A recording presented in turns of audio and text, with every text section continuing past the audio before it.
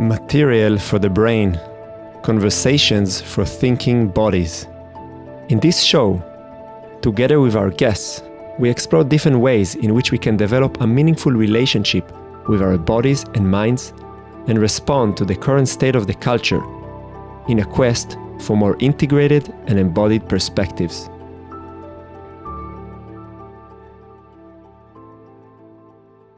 Hello and welcome to Material for the Brain podcast. It has been 5 months since the last episode and I'm very excited to be back here. I have been thinking about the project and where I would like to take it. As you might know, the podcast had started during COVID, where I simply had the need to have longer and more meaningful conversation, mainly due to the extensive communication over social media and the general sense of disconnection that was part of my life. And now we are 2 years into this project and I needed to reframe it and to find a different meaning for it. And the main theme I would like to revolve around is integration. How can we use the conversational space to integrate different perspectives and to form a synthesis from seemingly opposing ideas, ideologies, approaches, etc. This theme has been with me in the studio with my own student and the work I do around the study group project in Vienna.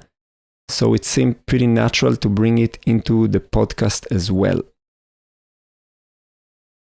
As a first guest for this, so to speak, new beginning, I have invited Meytal Blanaru, who is a dancer, choreographer, a teacher, and a Feldenkrais practitioner.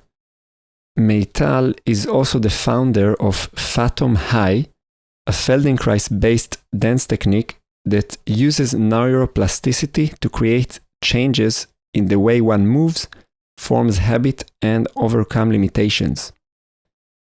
I met Meytal many years ago during my dance education, and recently we worked closely for several months, in which I have assisted her with the creation of her new website.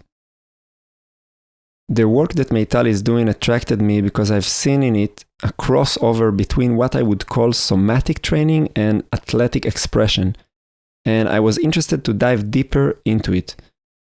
In our conversation, we talked lengthily on the subject of attention as material.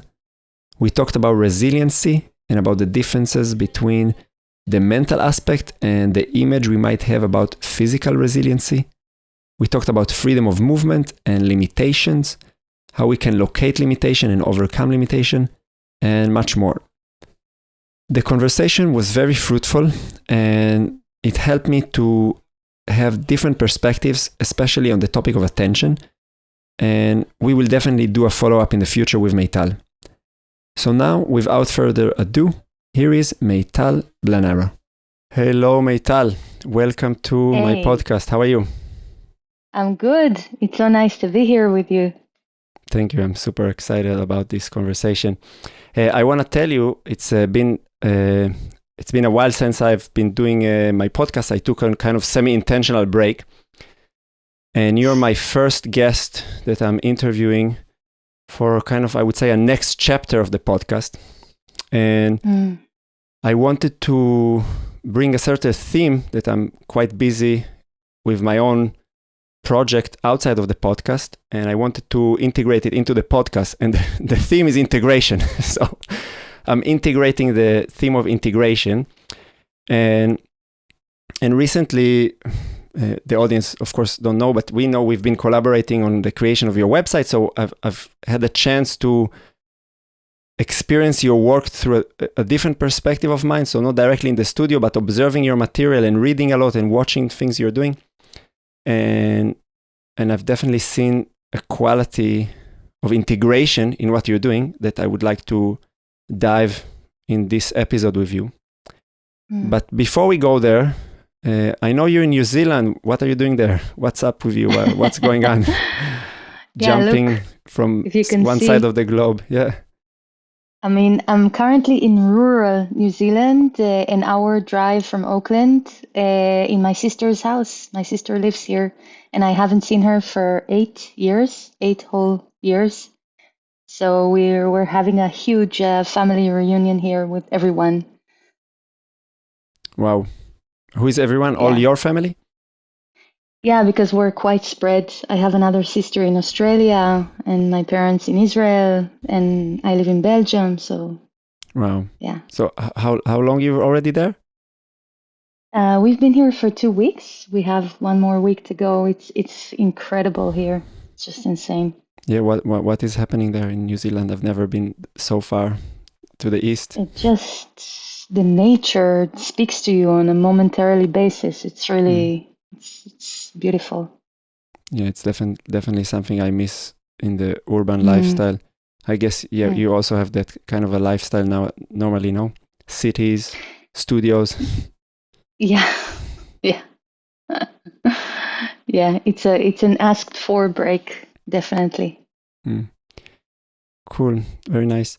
Um, I wanted to start with giving you a bit of a space to share with the audience a little bit your story and kind of how did you get to do what you're doing, a little bit your background, what you're also busy right now, and we'll dive from there.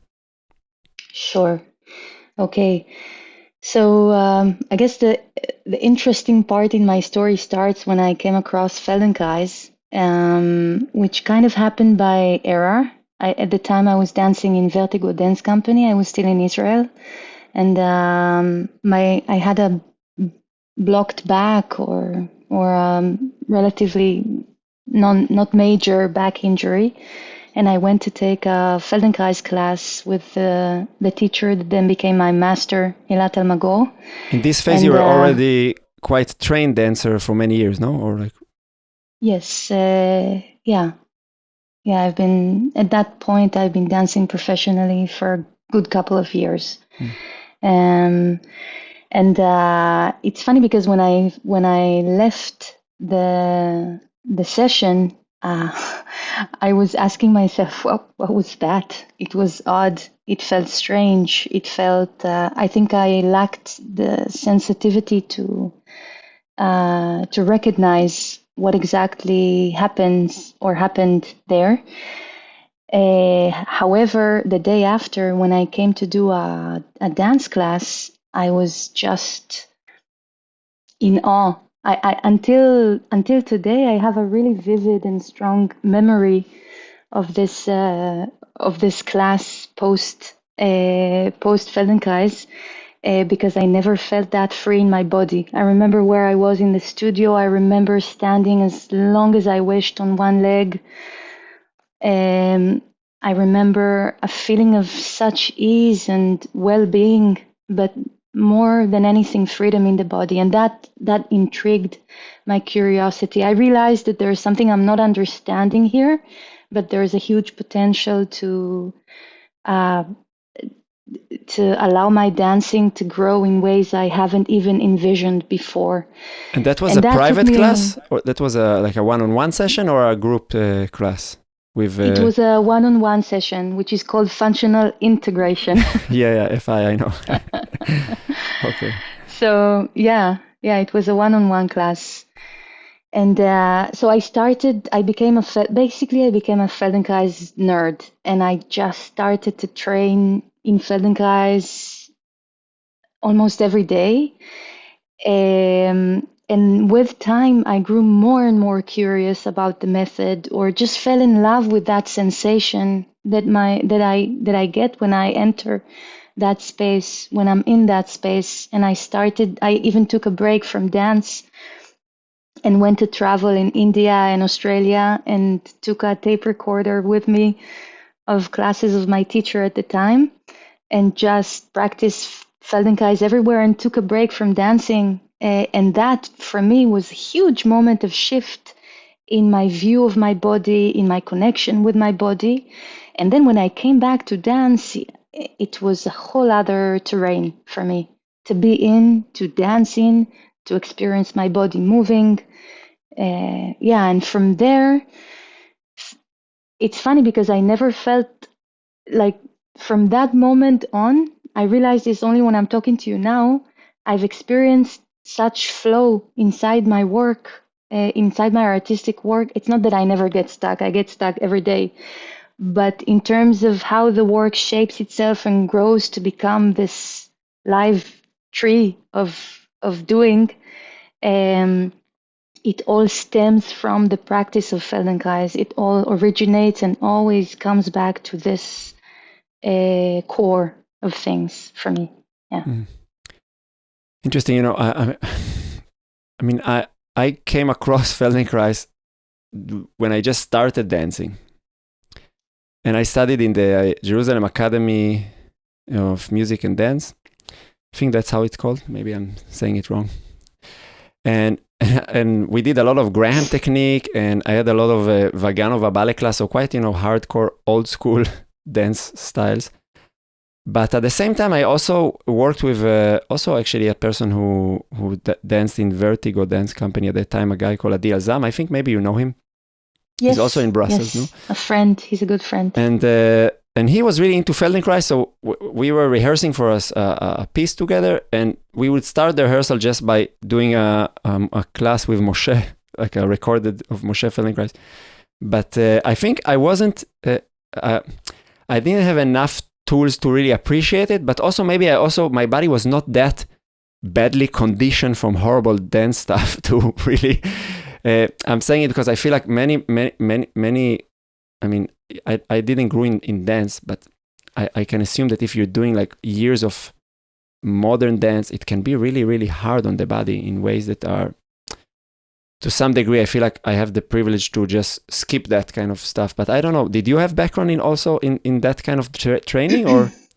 Yeah. I was really into ballet. I had my moment of dreaming to become a ballet dancer. Okay. Definitely. But for me, that's the point. That's the beauty. That was the beauty for me. That was the liberation of Feldenkrais for me. It brought me back to my body because I felt that my education throughout the years has been focusing on the way that I should feel in my body and the way that I should look like, or the way I should carry myself. And it was always very external. And here you're being given back the mandate in a way. The mandate is not a good word because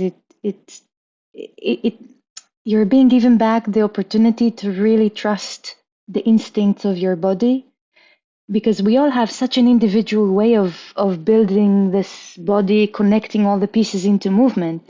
So it would be a bit presumptuous to think that one system would fit all. Like every person has their own solutions. Every person is a very singular imprint of self in terms of how we build and construct our movement patterns. They are all very unique. If you put 100 people in a room together and you ask them all to raise an arm, none of them, if you really look at the details with an inquisitive eye, none of them would be doing the same thing. So in fact, there's such a, sometimes people say that the things that we can learn are things that echo from within ourselves, like beginnings of learnings that we can pick up on. How can we learn something from the outside? Does it even make sense if it doesn't echo from within our system? So I'm not saying that we can't learn within the more orthodox approach of dance, or at least dance, of the dance of the past, of the last 30 years. But at the same time, I think that we're missing out on neuroplasticity and on this huge potential for each person to evolve way beyond their imagination of where they could reach. I see it every day. I've seen it in my body, and I see it with the people that I work with. And yeah. Yeah, maybe I can, I wouldn't say push back, but just kind of offer a counter, which I think is exactly maybe the point where I want to dive into with you. And again, I give this counter not necessarily to represent that, but just to make our conversation a little bit more, let's say, to magnify the resolution of what we are talking about. Because you said something like that if 100 people are in the room, every person will do the movement differently. If we really magnify the glass of our attention, or if we would have, let's say, the ultimate tool of measuring biomechanics, maybe we'll see that there are really big differences between individuals. But at the same time, I think that there are many universal parameters that are applying on everyone the same. So for me, there's always this tension when I teach dance between like, what are the universal things that, like, it's not about you as a dancer, and it's not about each student and to individualize the approach, like just the one obvious thing, gravity, like it's just kind of such a blank force, everybody, it shapes everyone the same, it pulls us down all the time. And for me, there's always this tension and question. And again, like if we're talking about integration, how to integrate these kind of meta conditions into the individual body. So like, I don't want to erase individuality, but I also don't want to cater into someone's, like, to create someone a certain sensation that they are so unique that they really have like nothing in common with others. And that's a certain tension that I find interesting. Like, would you agree, or how do you see that in your work? Absolutely. I completely agree with you that that there's physics and gravity, and that there are more functional ways of carrying ourselves and using our body than others that are kind of like that are like principles. If the head is carried on top of the rest of the structure and the weight of the head doesn't fall forward or outside of the middle axis, then of course we can carry the head more lightly. It's as an example. So there are principles that are applied to all, but I think it's a lot just about having more than one way of doing things. It's all about creating more and more options so that we can just optimize our movement more and more. I think that there's no such thing of being in constant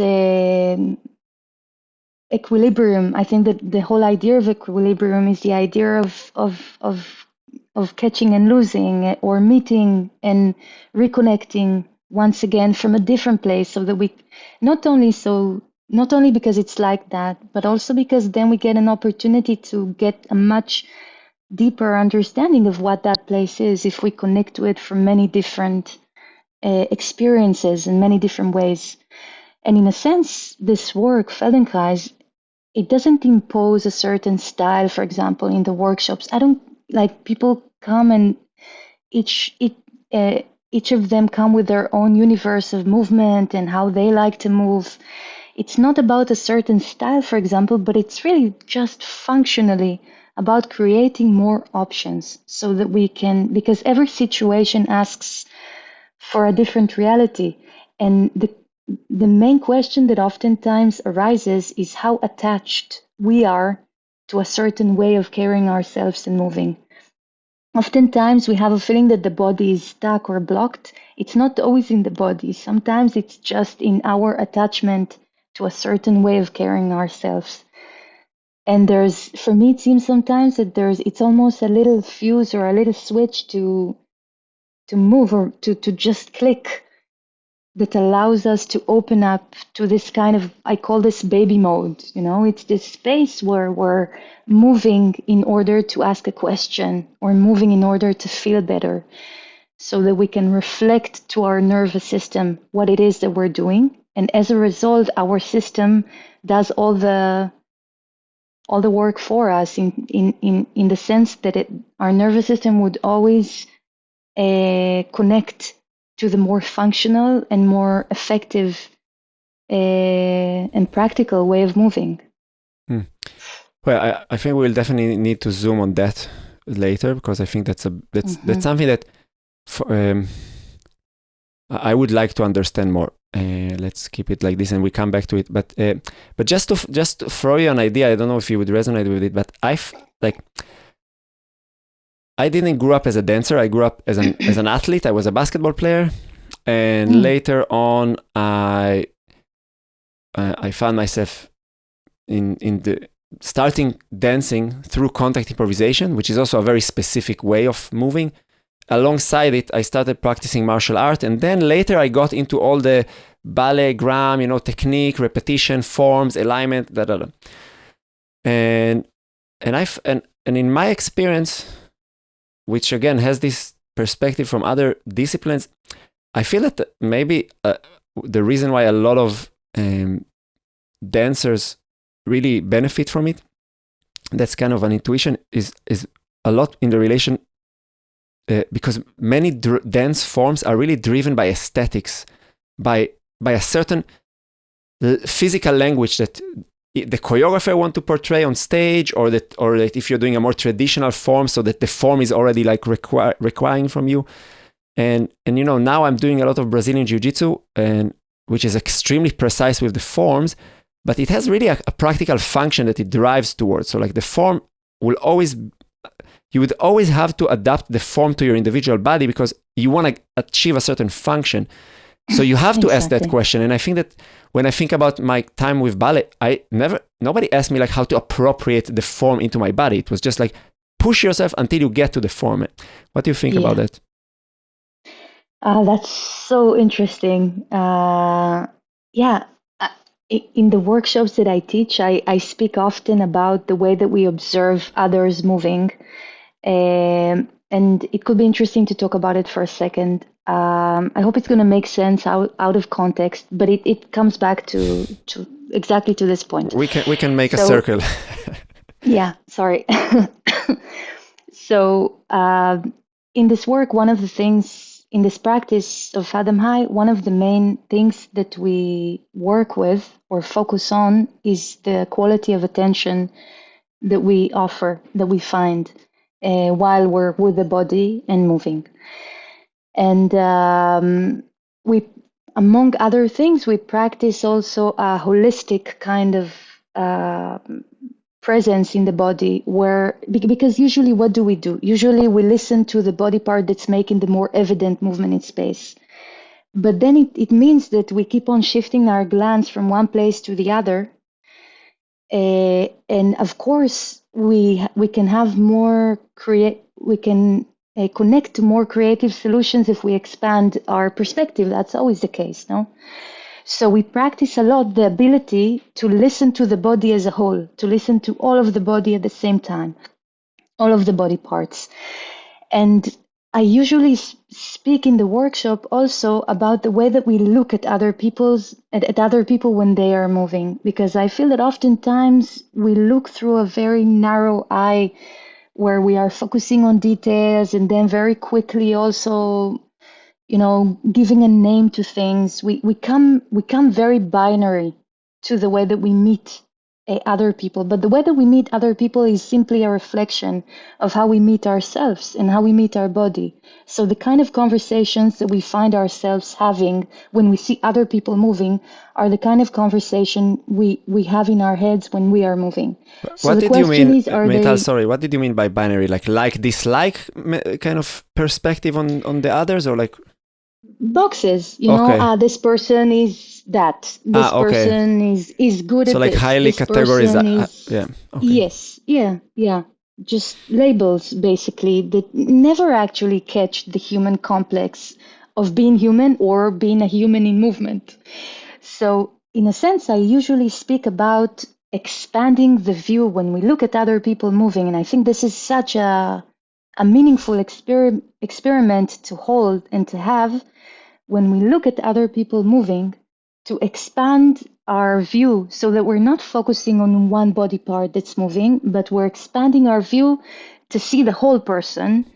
And when we do that, it becomes such an intriguing adventure, because we start to really get into the logic of that person's movement. Because what we do when we expand our view is that we stop noticing, this leg came up high, this arm did that.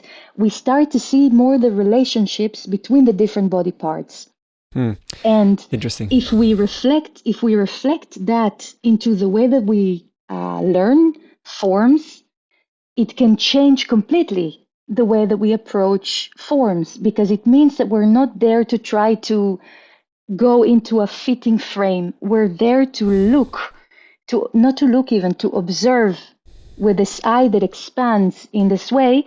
And then oftentimes we can really understand the logic of that person's body. And we can not only take the form in a way that's really deep, but we can really learn then. Then our system really learns something out of it, because it expands because it speaks again with the logic of the body. or it offers a certain logic rather than form oriented. And at the same time, we would be able to really beautifully take on a form that's not ours. So I think that the advantage to me in that kind of, and you know what, and even beyond all of this, more, achieving our goals in terms of form, I think that it can change the debate that we're having within our heads of how kind we are to ourselves while we are moving. Because if we are able to look at all of the circumstances of our body as a continuous dialogue, not as a threat, not as an advert, not as something that we need to correct and change, but something that we can learn and facilitate. I think it speaks for longevity within this profession, and just longevity within the adventure of being with a moving body. I have some thoughts that came while you were speaking. First, I thought that it's very interesting because I had this analogy the moment you started to kind of. I have a few questions, and I'll start by sharing what I thought, and then we'll take it maybe from there. So it was interesting that you started to say like, okay, if you're paying attention to like different parts, so then you cannot observe relations, which is kind of like that's kind of the inherited, let's say, blind spot of atomization. No, like, okay, I'm a wrist doctor, so I don't know anything about the shoulder, and we are all living in a highly atomized society because we don't have any idea about anything that enables us to talk right now. It's just like we are just part of that kind of thing, and we don't know about so many things that we are so much dependent on. But on the other hand, of course, it offers us the ability to tweak certain things, and so of course, atomization also has like certain beauty and also utility. But what you're saying, at least that's what I understand, is hey, you're missing the ability to observe relations, and the body as an entity, as a thing, the moving body, it's not possible to atomize it because it's never the forces. Maybe I guess it's also on a biomechanical level. The forces are not spread in an atomistic way. They are like, it's a system that has all the fascia channeling all the forces through the body. I heard somebody somewhere saying that when you move your little finger, like your big toe can sense it. That there is something echoing through the system.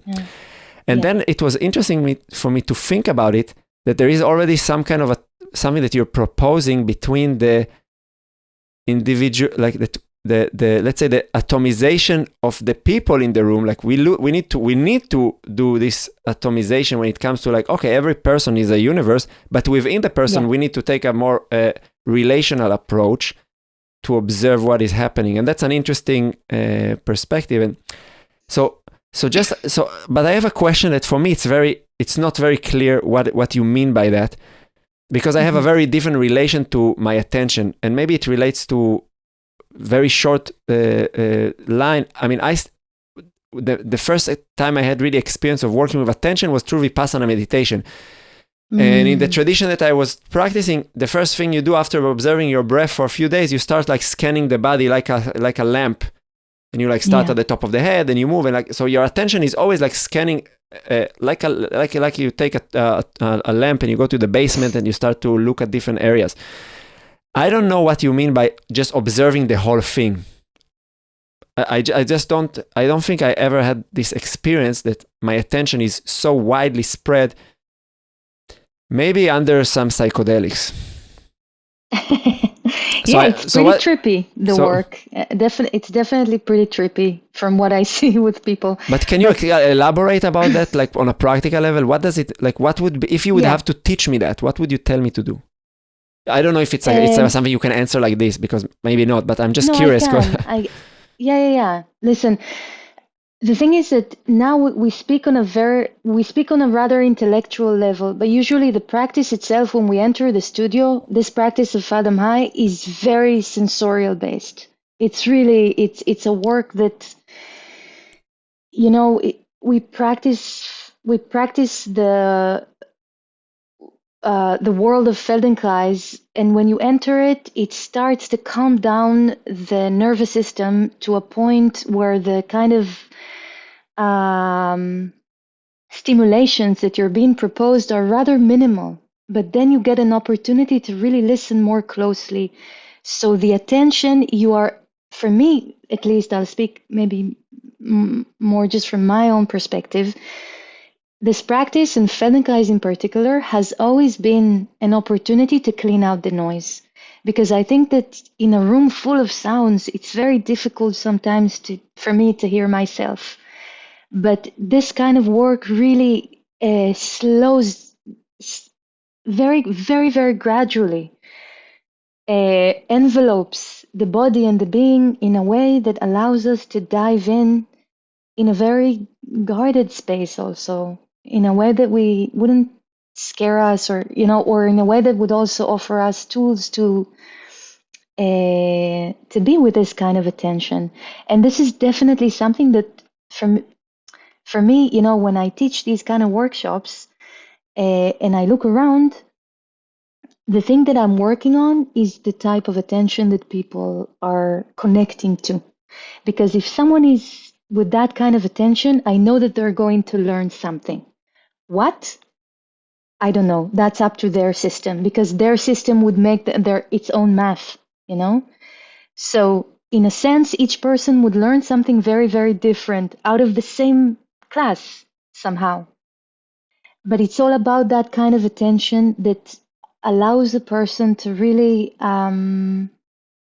start to focus very differently. Now, at that point of the class, we are not focusing in this holistic way. We are listening, as you say, as you just described, through a lens that listens every time to a different place in the body.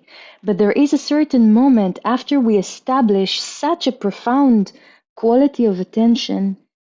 For me, that quality of attention, if I need to describe the way that it feels for me when I'm in it, it's very close to what you're describing in terms of Vipassana meditation, because it feels like a space that's endless, that's without borders, a space that there's a lot there, where the definition of having space for the body and the breath and us is huge.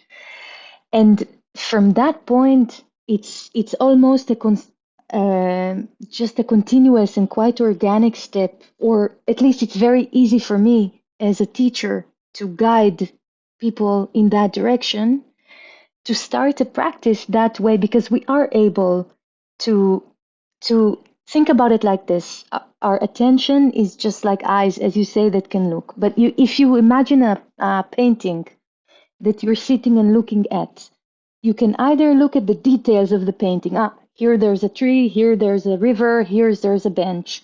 But you can also just expand your view so that you're just seeing the whole composition and you're not focusing more on one detail or another. So it's definitely a type of attention that we're not very used of practicing. But I would say that that's a huge strength, because again, it offers us an infinite resource of inspiration and solutions for problems or challenges, physical challenges that arise. Okay, I've managed, while you were talking, to draw some clear connection to previous experiences. And I think the reason why I kind of got stuck a little bit is because for me, if you're talking about body sensations, then sensations are manifesting themselves kind of constantly everywhere. If you're not training your attention, you probably jump to the strongest input you're receiving, because like if you feel a strong pain, your attention go like, oh, I'm sensing pain, and you wouldn't sense a very little subtle tickling somewhere. So then it was hard for me to see what do you mean by like expanding the attention. But I think what you are maybe the reason why I brought the word psychedelic, because I think that there is a certain quality that I could also maybe connect to if I'm talking like from on a more sober place, like if I'm in for a long time in nature, and then I stopped like looking, that's a nice tree and that's a nice cloud, but I'm just like the reality is like washing through, and I think that to some extent, maybe I don't know, maybe that's just a random like a kind of a thought coming now, because maybe because we are so detached from nature, or when it comes to kind of our survival, and our need to really integrate nature into our lives, because nature is kind of like you go to visit nature nowadays. So maybe we are not used to practice that attention because it's not that necessary, and I can assume, and that's just an imagination, that if you're like let's say kind of a herbivore, you cannot focus constantly on like little things you want to eat. You need to have also some kind of a wide connection to your environment that just sense the environment, and then like if something changes in the environment, you can sense it, because that kind of maybe will keep you alive longer. And it's very interesting, because I think it's like I'm coming from a very, very different direction into teaching from you, and even though I'm working with attention when it comes to a lot when we work on performance practice, and I think it's a super interesting thing to start to expand and to work with. So maybe you can expand a little bit on like what is the way to. Again, I don't know if it's something that it's possible to answer cognitively without going into the experience, but what is your way to get there for yourself? If you're not even teaching, if you have like in your self practice, you kind of work with yourself, what helps you to get into that space? So one of it really caught me or spoke to me when you were mentioning that we have that need to go into nature, and if I stay for longer with that question of why is it so, why do we have that thirst to be in nature? I think that it's really the essence of being able to be in the present moment in an environment that allows us calmness, or that supports us, that supports or offers us a space to connect to ourselves in a way, because there's no cars honking or commercials or screens or things that keep on calling for our attention. And if I try to make a parallel into the work, or how can we find that space within a physical practice, this is something that we really focus about in Fathom High. In many ways, Feldenkrais for me is mindfulness in motion. And as a result, also Fathom High has been constructed in a really similar way. Because in both, or let's say more in Fathom High, actually, we really focus on this, the ability to focus on present time, on where we are in the movement. Because usually, if you think of a movement, even just of taking an arm from one side to the other, very often when we start the movement, we're already busy with the end, with where we want to get to with that arm, and we're not in the present moment, actually. We keep on projecting where we should be or where we want to get to, but not so often where we actually are. And every movement, if we think about it, every movement, if we break it down, it's like many stills images in the way that they form animation, no? You have this place and another and another and another. But how much are we able to be in the present moment? And I think that there's a huge relief and a very different way to connecting to ourselves and to the movement when we don't have to be busy with what we did 2 moments ago because it doesn't exist anymore. And we don't have to be busy with what we might do 2 moments in the future because it doesn't exist yet. So we keep on being in the present moment. And usually, if we speak about resilience and adaptability, isn't that the core of it? The ability to see where we are and then to choose wisely where to go to next, and not to be on a train that just goes straight, but like taking a stroll in the forest more. If we think about the pathways of moving or the way that we use our body. Mm. So I just want to kind of, you keep using the word Fathom High, and for the listeners, I just want to mention that like maybe you can just briefly say what Fathom High is, that everybody is with us. Yeah, sure. So Fathom High is a Feldenkrais based dance technique that I've developed after years of experimentation with Feldenkrais. When I mentioned earlier my journey and mentioned that I took a year off from dancing, at the time that I did so, I dived into Feldenkrais and started to research how can I take principles from the world of Feldenkrais and apply them into my dancing. Just because I was very eager to learn from Feldenkrais, not because I wanted to create any kind of technique or anything in particular. And I kept on working since 2008, basically. I've been developing this ongoingly.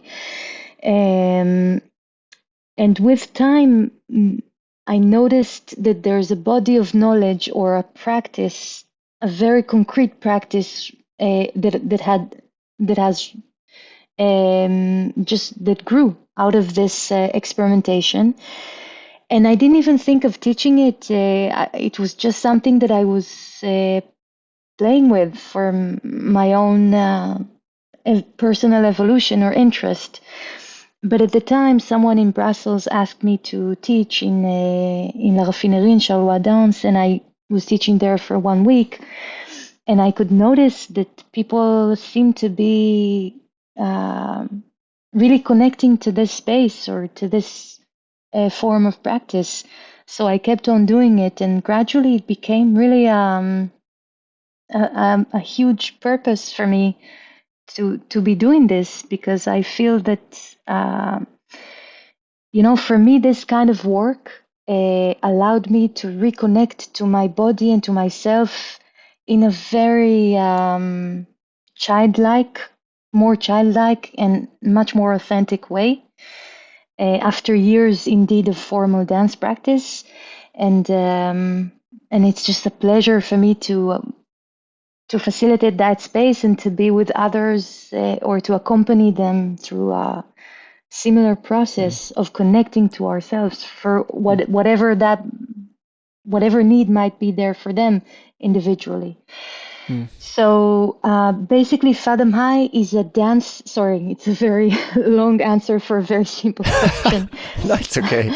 But basically, if we want to narrow it down to a more descriptive and down to earth,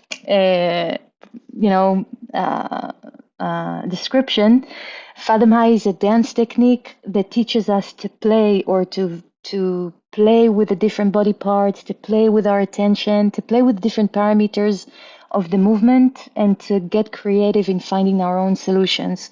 It really relies heavily on Feldenkrais. And it's a lot of improvisation and a lot of opportunities to get to know our own individual patterns of ways of moving. Cool. I want to pick up. There's like 2 things I want to speak of. One is resiliency and one is freedom. And you already mentioned resiliency, so let's start with that. You offered a certain maybe point of view on resiliency as the ability to be present and to choose from a place of, let's say, not of projection and not of lingering. Like you not project on the future, you don't linger on the past, you're present, and then you have the choice to take maybe as you said, a more intelligent path forward. But can you elaborate, like what is resilience for you? Because I've seen in one article of yours that I was reading, preparing for the podcast, a sentence that caught my attention. I thought maybe actually to read it and then like to elaborate from it. So I'm quoting you. The more we can practice and learn to feel more comfortable within a reality of constant change, the more we can become stress resilient. Which on a principle, I would totally agree with that, because I think that to some degree, stress or like anxiety comes from lack of predictability. So the less things are predictable, the more potential unknown there is, the higher the proclivity to anxiety. And of course, we have individuality of like some people have like they're really prone to anxiety and some people less. But I guess you can push every individual, to their limit on that level. But what can you elaborate on that then? Like, what does it mean in your own practice? If you enjoyed the conversation so far and found it meaningful, please consider to share the episode with others and to click the like button. These small actions might seem meaningless, but they are the fuel that helps the podcast project to move forward. Your attention and time is highly valued, and we would love to hear more about the insights you might have from listening to this episode. And please consider to subscribe to the channel to be notified for all future uploads. Yeah. So indeed, if we think of a structure that's resilient, for me, one of the things that would easily pop up in my thought is a tree that in the wind, which trees break and which trees can bend and come back. So the ability to change seems to me fundamental in a reality of a body in space that keeps on changing. Because, if we just tilt ourselves forward, our reality is different, and gravity speaks with us in a live dialogue. But oftentimes we carry a more rigid way of connecting all the pieces of the body and a more rigid way of approaching the movement that doesn't necessarily easily apply itself to all the challenges we might be facing or that might arise in a movement. So, and the interesting thing is that I got curious because resilience is really something that has been occupying me for a good couple of years. And there was a moment that I was curious, what is the dictionary definition? What is the dictionary definition of resilience? And I don't remember, I can't quote it exactly, but I remember that the definition had to do with a hardened, you're looking for it? Let me bring it up. Yes. The capacity to withstand or to recover quickly from difficulties. Toughness. That's another definition. Exactly. And the toughness, that really caught me, because I think that for me, that encapsulates everything, I'm sorry, but everything that is wrong in our culture. Because toughness, if you take a structure that is tough or that stays the same, it would tumble down the moment that you apply any kind of sideways pressure onto it. So toughness is not, for me, that's, at least in terms of the moving body, that's not a good definition of resilience. And actually, and this brings us back to a really interesting and very fine-lined theme of force and the wisdom to use it. Because, if you look at strong people, many people are very strong, but that doesn't at all mean that they would know how to use their strength. You still need to be able to let go of a muscle for it to be contracting in an efficient way. If a muscle is already contracted before you start to move, it cannot contract efficiently. So the indication into the movement is being missed, in a sense. So strength is not always is not an easy, all fixed solution that oftentimes culturally we kind of define it to be. I would really agree with you, but I think I have a different perspective, because when I read the word toughness, I don't look at it from a physical perspective. I think about it like as mental toughness, which is the ability to say, okay, look, that's not easy, that's challenging, and the challenge can be very, this is where maybe our culture lacks individuation, even though we are like hyperly individual society.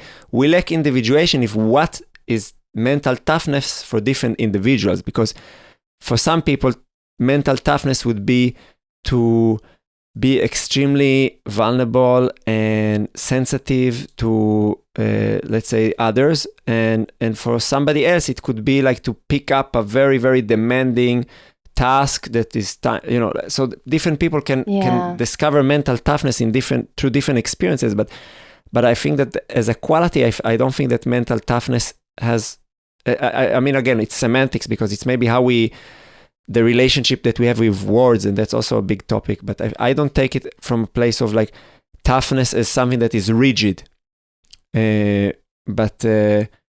But I agree with you that if you look at it from a physical point of view, and I think that jiu-jitsu is like an amazing practice for that, is that it really shows you that you can only resist with strength in one direction. Exactly. And that's not very intelligent when you're like, let's say in a fight of who can dominates who. Because if I can just generate a little reaction from you by pressing you a little bit forward, and the softest I can do it, actually, the quicker I can respond, and I can exert less force. So I push you a little bit, and the moment I feel you resist me, I pull away from that direction. Of course, you cannot resist me anymore. And that's where the game of whose attention is actually quicker, or maybe something like that. But I think it's maybe the place that we culturally are really maybe missing the point is that there is a certain constructed image of toughness, of a tough body. Yeah. I think we grew up we are kind of the same generation. And I mean, I grew up in the 90s, so like the body images that I've got of like what does it mean to be like a tough person was like kind of the Arnold Schwarzenegger type. Yeah. Of like really just like somebody who just built tremendous amount of muscle mass. And that's obviously has nothing to do with with physical toughness, I would say, like with resiliency. Yes. But I still, I really agree with you, and I think it's a beautiful perspective. And I haven't, me, when I read it, I looked at it indeed very much through my perspective. But I wonder if I'm alone in that sense, as you say, that oftentimes that's the first images that spark up in our minds when we think about being strong, but of course, being strong is having muscle mass, of course, but again, to use our force wisely and to tumble down counter forces that are pulling us away from where we want to go to, can allow us to find a lot of freedom inside strength. And I think that that's the kind of that's a beautiful take that is very often, or that's a fine line that's very often culturally missed. I can assume that that it also has to do with like the environment in which you're operating with your body. I don't know, like I mean, different activities requires different type of physicality, and like if you're a competitive gymnast, you really need to be strong in linear movement, because that's what you're doing the whole day, and that's kind of you don't get you cannot go by without that. But if you're a climber and you're very lean, like let's say kind of my body type, you're long and lean and you're like flexible, you can climb much better than somebody who's like with a gymnast body that actually, because muscles are much heavier when you have a lot of muscle, you increase your physical weight, so you have to carry more, so you exhaust yourself further. So I think it's complex, but I definitely agree with you that there is, let's say that there's a certain cultural asymmetry between the association of strength into that type of body, and I mean, of course, we can dive into why is that, but I wonder, but what I also wonder a little bit, and it also relates to the thing that I want to talk to you about, freedom, is like, to which degree we are talking about like internal qualities, and to which degree we are talking about like certain like empirical skills that we can actually observe. You know what I mean? And I don't know when are you more interested, let's say, in the internal quality, or are you also looking for like, what does it mean on the level of my behavior? Do you understand that the differentiate? Not fully. Could you give me a few examples so I'll give you an example. You know, like like if we are talking about the experience of resiliency, so I can experience myself. I can experience a situation where I had something that was very difficult for me individually, and that I kind of managed to breathe through and operate mentally, and not go into despair or whatever. But then there's also like, I don't know, I have certain resiliency in non-arm combat because I do jiu-jitsu, non-arm combat because I do jiu-jitsu. So I have certain ability, and that's empiric, you know, I can show you that. But it can still, it doesn't mean that within the practice of jiu-jitsu that I'm always resilient, because maybe I'm not confronting anything that is really challenging for me because I'm just very used to do that. So even though the activity has something to do with resiliency on a certain level, I'm not there mentally all the time. Most of the time I'm just having fun. So it has nothing to do with resiliency. It's something I do for my pleasure. So if I would want to do something that has to do with the mental quality, I'll have to do something that is really challenging me mentally, but jiu-jitsu doesn't challenge me mentally. So I think that, you know, that there's like that's another distinction that I see within myself. And I wonder, like, if it's something that you have a certain clear like path that you're looking for, or within that space. Wow. I need to be with that for a second. I can't shoot an answer out of my like this, but let me be with that, and let's come back to it in a moment. Sure. I don't want to answer too quickly.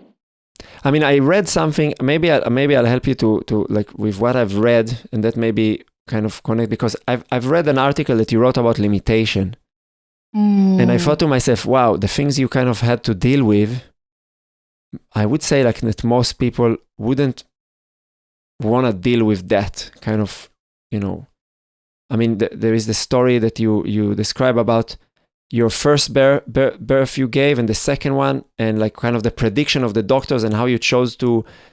Maybe you can tell it a little bit, because that's for me like first it's a beautiful story of resiliency in my opinion, and also like there I see something that has a lot to do, and maybe that's kind of my projection, that resiliency can only be anchored when you have curiosity. It's like if you're not curious and you're not asking questions, you wouldn't be able to go through. But that's kind of what I see in the quality of the story. I don't know if that resonates with you as. Yeah, I think it really does, or it definitely took as a good measure of resilience to be there.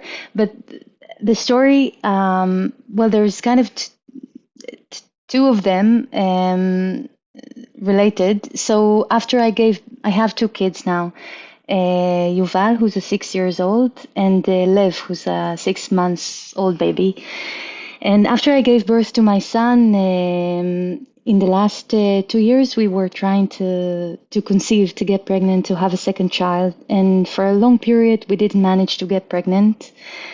And after at a certain moment, we ran some tests and found out that I have blocked fallopian tubes. This happened as a result of the birth of my son, complications that have arisen after the birth of my son, and a few operations that I had to go through in the first month of my son's life.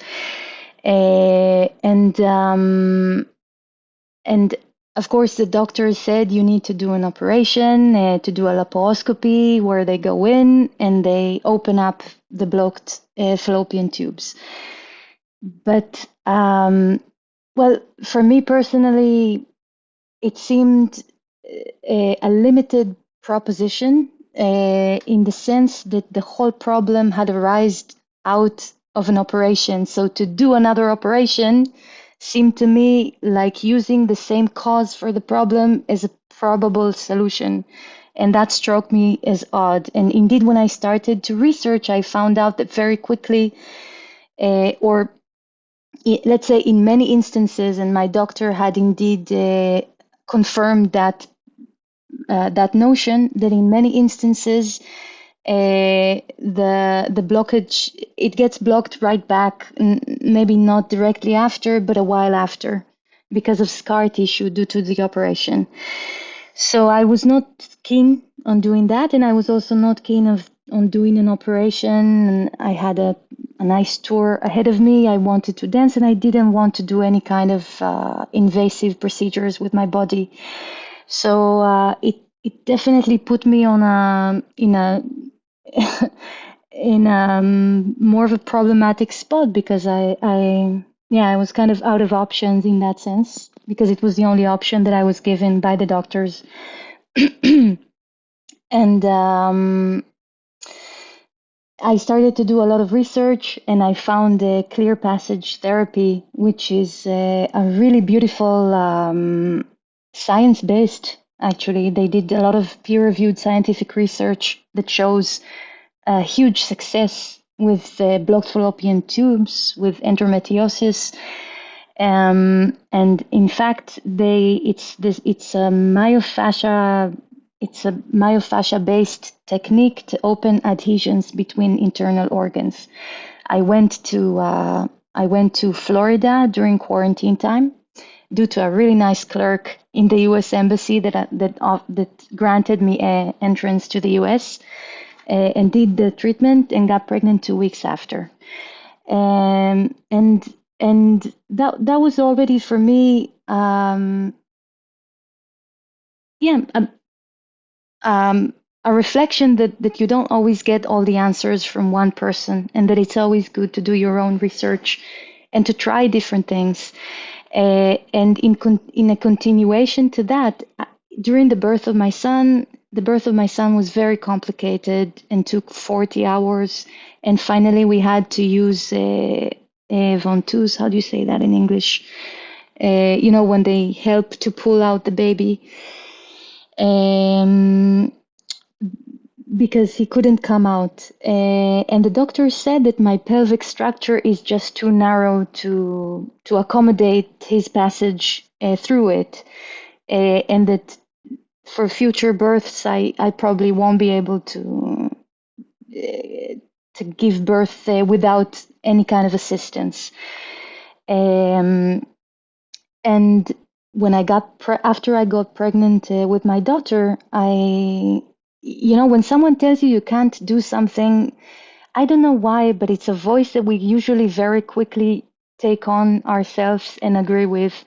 And it takes a good mental work to be able to dismantle it and to untie it a little bit, and to have enough experiences that show you that no one else can know what you can or cannot do.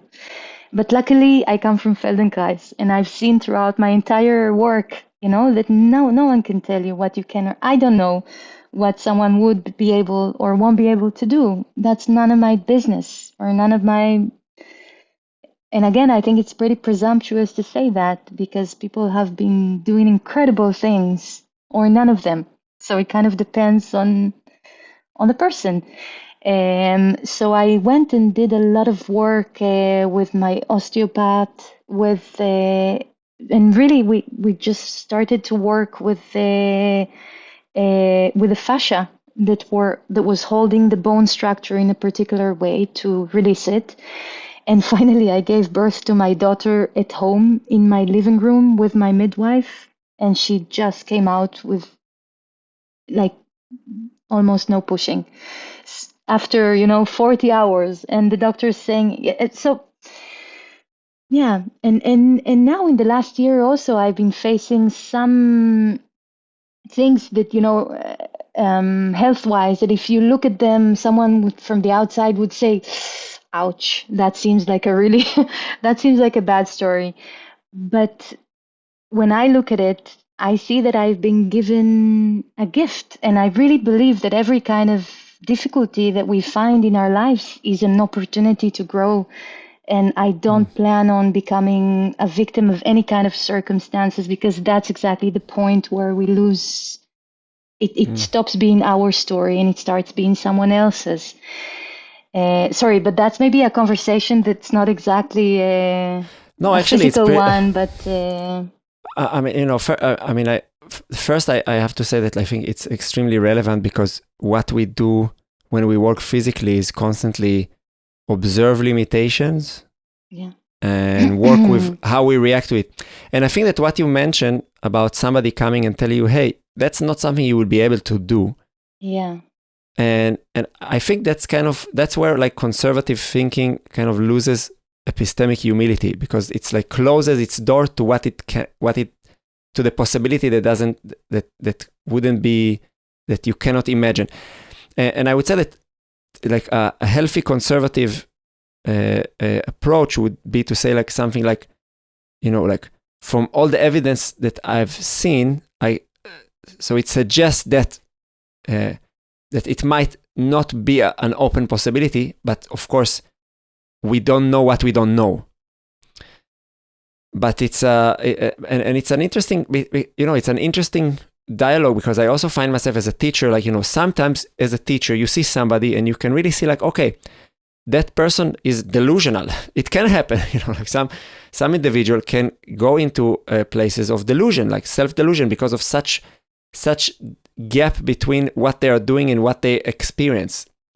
And then sometimes you have to, you don't have to do anything, but sometimes I choose as a teacher to say like, hey, look, if you want to do that, you're not on the right track, or like, I don't think that you're going in the right path if you want to arrive to that specific destination. And I think that to some degree, that's the reason why I go to study with somebody, because maybe they have some ability to offer me something, a perspective about myself that I cannot see.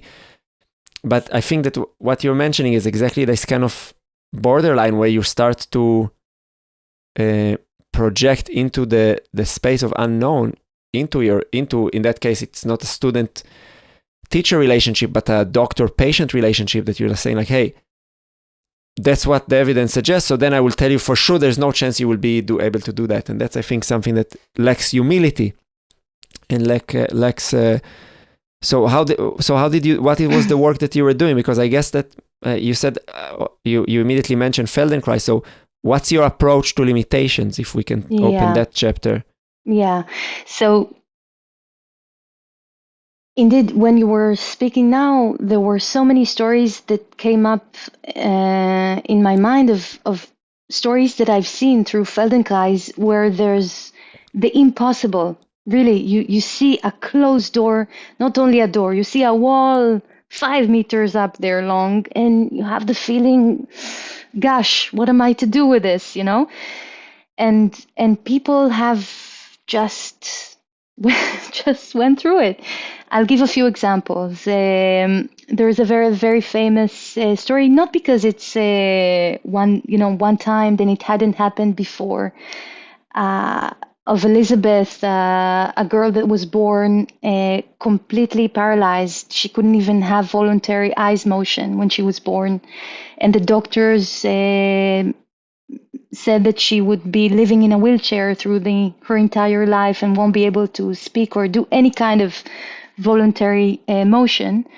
And her parents connected her with Feldenkrais when she was an infant. And now I think she's already 50, but she's walking, talking, finished her degree, has her own business and family, and doing everything.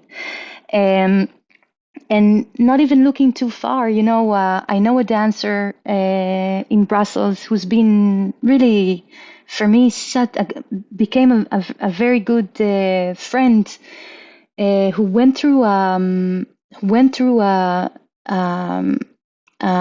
stroke last year. a professional dancer that had a stroke and became paralyzed in all of the left side of his body. And of course, the diagnosis was that he's going to be unable to use his left side, or to use it in a limited manner. And he started to work with his own work, first of all, because I think that his own rehabilitation is absolutely his own achievement and no one else's. But at the same time, he did connect with the Feldenkrais method and started to work with recordings of classes that I was sending him, classes that I was teaching. And, after a certain hip class that focuses on the hip movement, that he did twice, he was able to walk for the first time without crouches or not in a wheelchair. And I've seen so many other instances. I've seen people with cerebral palsy who come to a Feldenkrais class on crouches, and when they finish, even if for a few moments, but come up to standing and are standing right on the spot in terms of feeling all of their weight and not being spastic in the legs. And I've seen people cry when they come up to standing because they've never experienced their body in this way. I've seen kids that were diagnosed with in the autistic spectrum with pretty severe autism that have worked, for example, with Feldenkrais, and later on been diagnosed with the attention deficit disorder. So I've seen constantly the way that every kind of limitation that we might be facing is a challenge or a question that asks for a very creative brain, and that asks for a brain that can find other ways, because I wouldn't say that there's always a way, because sometimes because I don't know and I don't presume to know, but I've seen enough cases that show me that every limitation that we face is one, many of them at least, are ones that we place for ourselves. And I mean, it's a very hopeful approach. I mean, I think that's what I hear in your voice is like, okay, like don't lose hope. Like, and that's something I think that is very positive. Like, that's what I hear. Maybe it's not what you want to say, but I just want to, not push again. I always use that word to push. I want to offer something else and to open it up, because that's an area that I have, I would say, more disagreement with. I had some disagreement with Feldenkrais practitioner and people. I have a friend who have seen me. She's also studied in Feldenkrais. I think even maybe with Eilat. This is the name of the teacher you mentioned? Yes. I think she studied with her. Yeah. And we talked about freedom and options, and in that case, she have seen me doing some mobility exercise that I do for my hips, in which I took 2 kettlebells of 10 kilo each, and I was sitting in a tailor pose, and I placed the kettlebell on the inside part of my knees to help to bring the knees closer to the ground, and working with specific cycles of tension, relaxation of the muscles to work on like the stretch reflex that in the nervous system. And she looked at it, and for her to like, why the hell are you doing that to your body? It's like, why are you putting all this stress, like, and why are you working with so much weight? It looked for her like so unhealthy what I'm doing. And then we started to speak about like limitations and all the cases that you brought, that I don't doubt at all what you're saying, are really extreme cases of disability. Like when somebody is like, had a stroke or something, and that's a specific limitation that I think I would put it in one category, let's say, for the conversation. But there are other limitations. For example, like take a look at a person like me, and I wonder what would you do if you would have been in my body. For many years, I've been walking relatively with, let's say, not kyphosis, but I'm a tall person. I used to kind of roll the shoulder forward. I had a little bit of a bend in the thoracic spine. My mother would always say that I look like a question mark. And when starting dancing, it took me very many years to really find verticality and to not to find it from this place of holding, but just to rest in my verticality. Yeah. And but nevertheless, I do have quite a limited shoulders when it comes to the range of motion I can flex my arm, which affects, for example, bridging and like certain like more acrobatic areas of movement that I'm interested in exploring. And all my approach to mobility that I've seen result was always through like very atomized, quite external work, like that is really focusing on like creating certain tension in certain muscles, holding certain amount of resisting for certain amount of time. And when I was debating with my friend who is also a Feldenkrais practitioner, I really tried to understand like what did she mean with saying like, yeah, but when you do a lot of Feldenkrais, you have much more options. And again, it brings me to the question of this: is this an experience that she was talking about, that she feels more option in her body, or is this like an empirical thing that she can show me? Look, now I can do this that I couldn't do before. Do you understand what I'm trying to again ask? And maybe you can refer to that. Get a more down to earth picture of what does it actually mean, and how does it relate to a challenge, to a physical challenge that we might be facing. Yeah, and because in those extreme cases, you said like, oh, look, the person was paralyzed and now he can walk. That's very empiric. I can see, okay, he did something. I cannot understand what, but that's the result of that specific activity. And I wonder like, how did it translate for like things that are much more specific? But that's for me an inspiring story, because it's on such a big scale of what a person could do, but then think that we just want to excel or to improve ourselves on a much finer range. So actually, it could serve simply as an inspiration to how much we could. And I see all the time in the workshops that I teach. I see people coming in, and I see them usually the way that they speak about it after, and also the way that I observe them as a teacher, the way that they're moving, seems to me that there's easily more range, but it doesn't come from pushing into the place that's hard. It's a fine thing, and it's a whole universe to unpack there. So I hope I hope I'll do justice to it and manage to speak about it also in a coherent and practical way.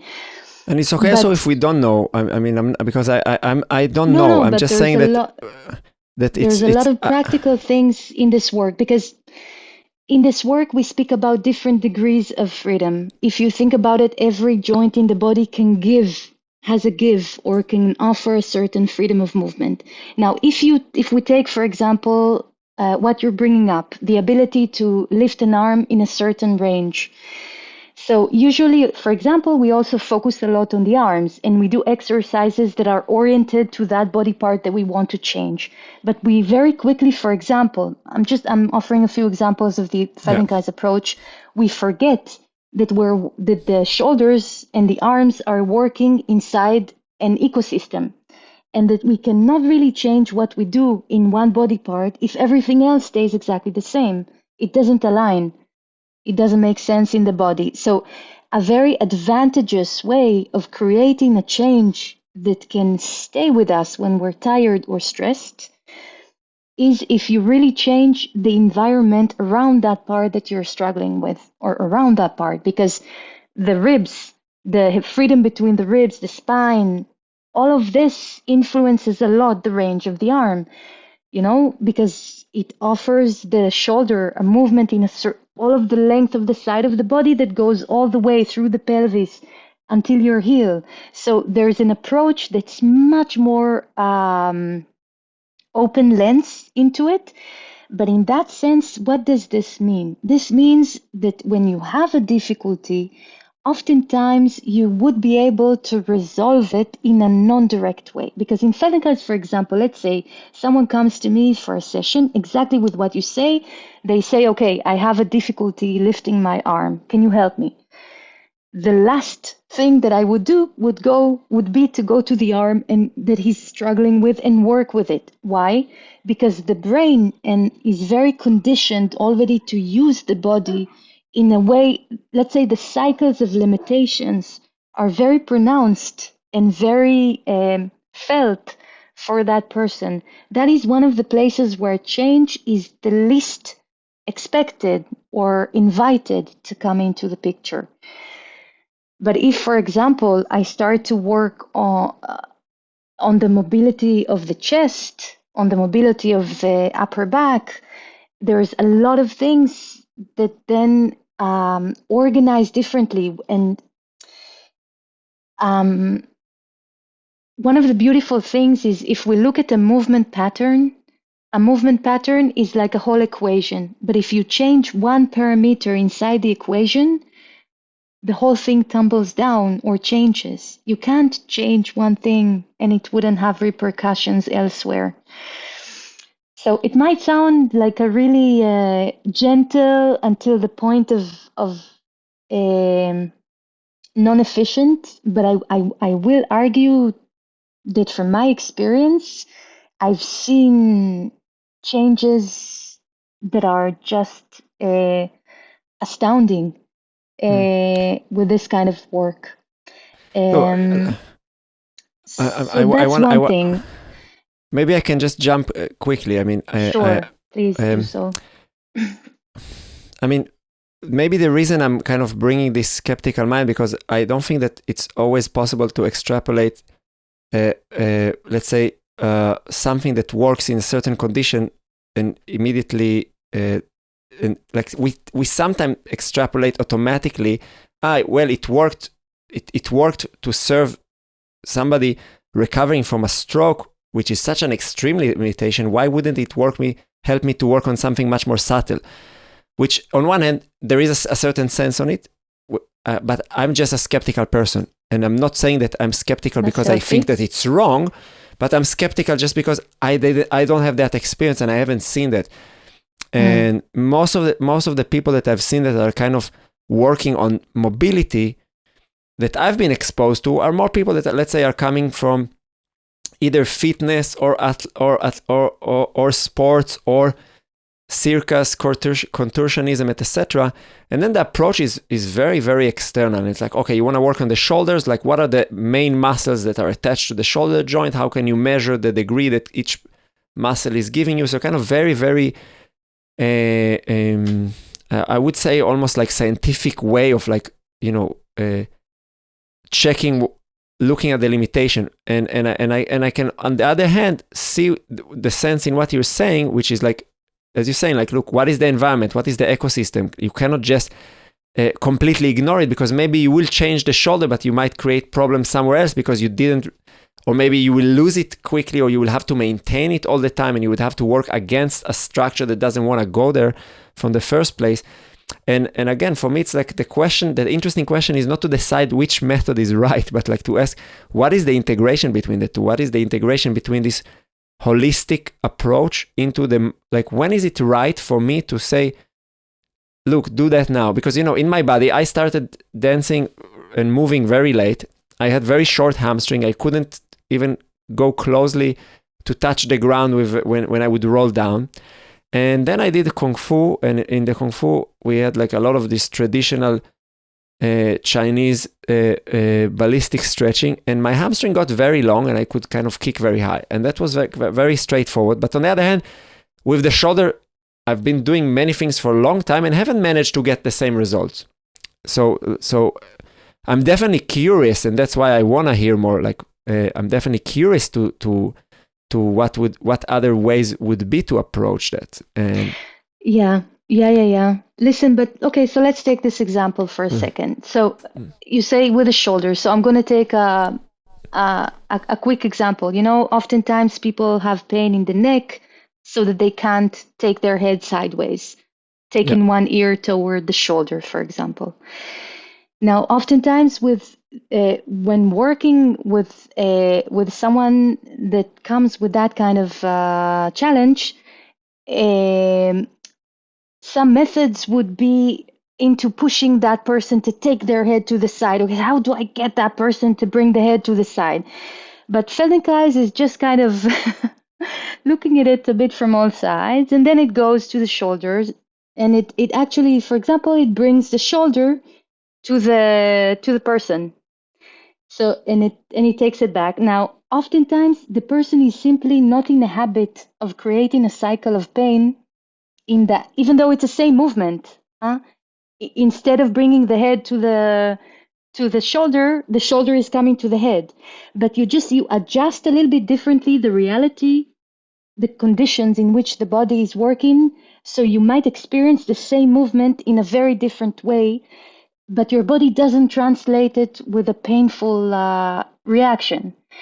But what happens after that? After you do it a couple of times, and the more that the shoulder, and you work with the person a bit this way, that way, this way, that way, then the shoulder becomes more and more loose to come up. But then what happens? You ask from that person to take the head to the side, and wow, okay. Very often that person would have, let's say, a meaningful decrease in pain, or wouldn't experience pain any longer. What did we do? We did nothing. Or we did something very, very small. But because in this work, we are working with the nervous system and we're working with neuroplasticity, we're not working on conditioning a certain muscle to do one thing or another. For me, it's a change that's on such a fundamental level. It's like the, what holds everything together, that the change is so profound that it just, yes. It has to manifest in other levels as well. That's what you're saying. Because like if you change the foundation, you would have to see evidence somewhere else, even though that it's not linearly maybe.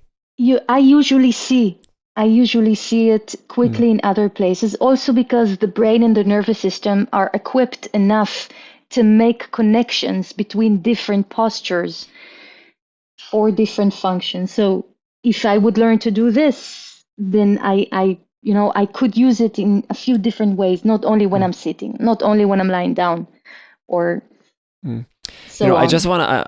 I just want to be quite honest. I brought that perspective not because I have any kind of that I'm skeptic about what you're doing. On the opposite, actually, because I build your website, I know the content, and I've seen that there's some stuff on the shoulder, and I said like, let's do an experiment. And while I do all this kind of let's say more fitness approach to my shoulder mobility, let me do as well some stuff. Shoulders, upper back, ribs. Like I've been, and I said maybe I'll ask Meytal if she's fine that I'm exploring her library. Of course, please. And see how it resonate with that kind of work, because and maybe that's kind of my confirmation bias, that I really believe that integration is necessary on many levels, and that there is value in like doing form specific work, as there is value in doing systemic non-linear training for the body mind. And I'm just like, and if I kind of zoom from my perspective, I just see like much more like camps, like you'd either see like people who are like super into fitness, and then like like their description of freedom would be like the ability to execute certain things. And then you would see like on the other camp, like people who are coming more from the somatics, and then the translation for the word freedom would be an experience of freedom within the body. Because I can tell you an honest thing that like when I sit down and I don't move, or I often feel very much limited within my own body. And when I move, I feel, and when I start moving, I also feel like that there is something in me that moves through resistance, that there is something, as if I have to resist something inside of me that I cannot name. And the situation that I can again bring that really helped me to experience myself completely different was with drugs. That suddenly I would experience my body. I remember when I started dancing, I wasn't I stopped completely smoking anything, and I was very sober all the time, and I got kind of addicted into this sharpness of your mind when you're like training physically. And then after years, I don't know, I found myself in Israel with my wife's family, and somehow somebody was offering something to smoke, and I joined after years of not smoking. And then I went a little bit aside, and there was music, and intuitively I started to dance, and I've never danced high before. And suddenly I experienced myself so soft, so different than what I'm used to experience myself. And I stand on my hands, I did a handstand, and I felt like, oh my God, my attention is so refined with the resolution that the handstand feels so effortless. I don't need to, I'm not like balancing big forces, I'm just like tuning something so light. And I think that in my imagination, I feel like that's what you're talking about. Maybe that's what that you're so refined with how you experience yourself that you can start go through this kind of big sensation, big strong inputs, and really refine it. Yeah, absolutely. And you know what? I really think that there's so many roads that lead to the top of the mountain, and there's no need to commit to one solution. It's not that I believe that Feldenkrais is the solution for everything, but I think it's a beautiful tool for many instances and moments in our day. But I think that the beauty always arises when someone brings each practice to their own universe and finds a way to make a certain recipe out of it, their own.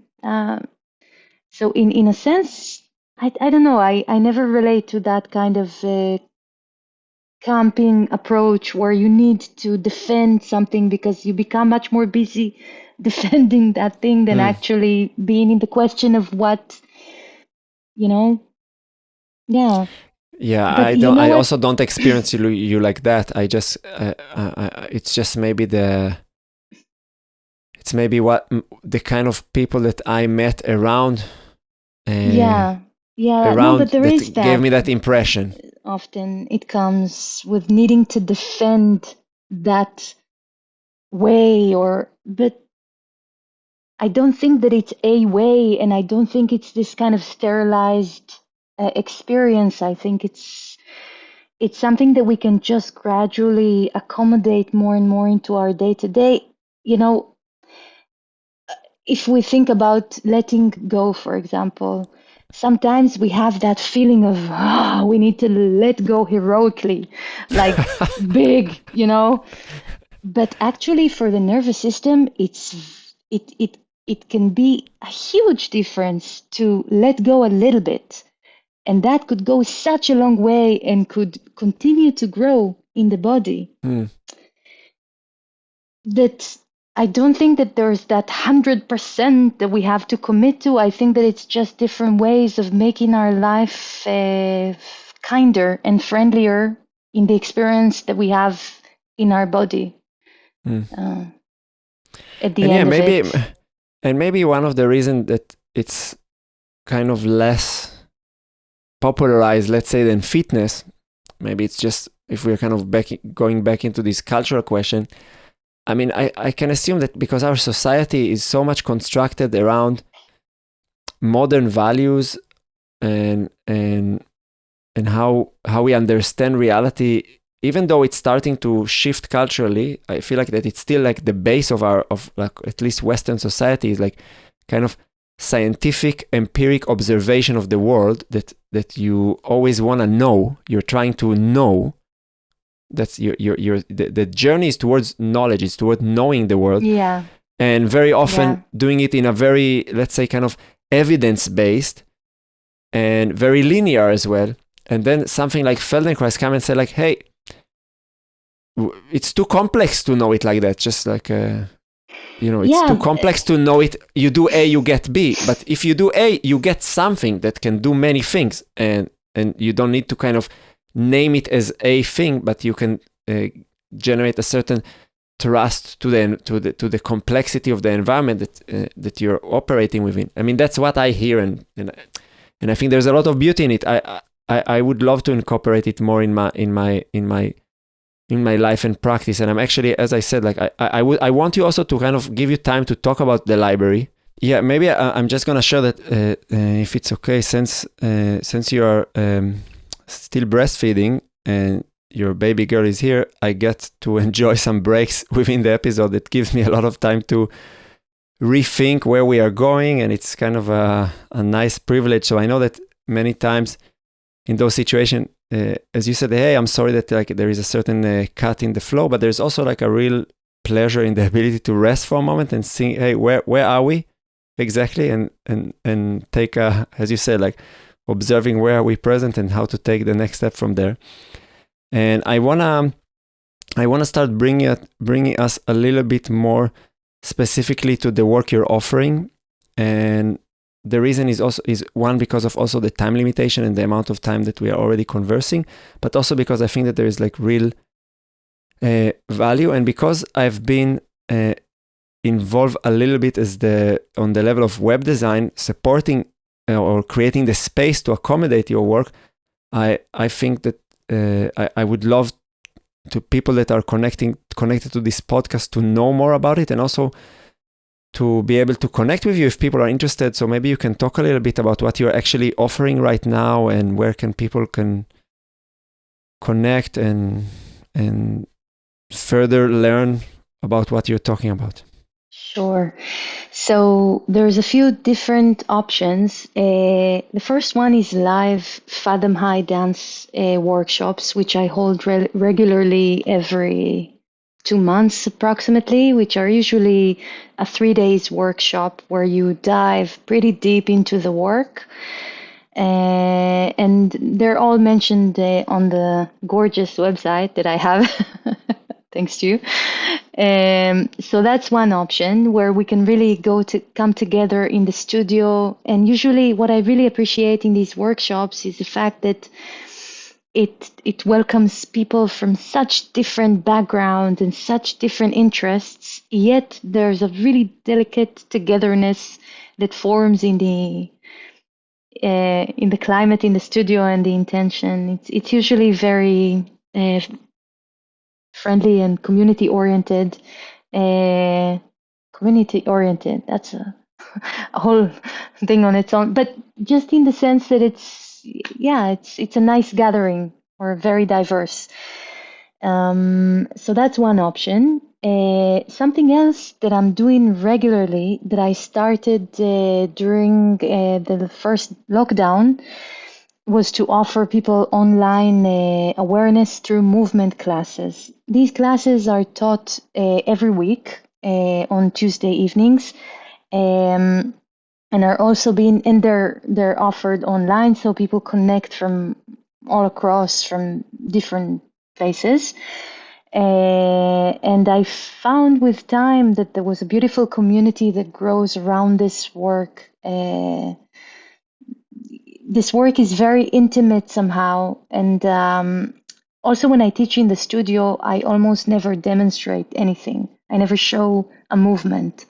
I'm usually kind of like a voice that guides people through a certain journey, whether in the studio or online. So in that sense, even though in the past I wouldn't necessarily be the person who would jump on the occasion to exchange with others in an online format, I find that in this instance, it offers a lot of intimacy and the ability to dive pretty deep.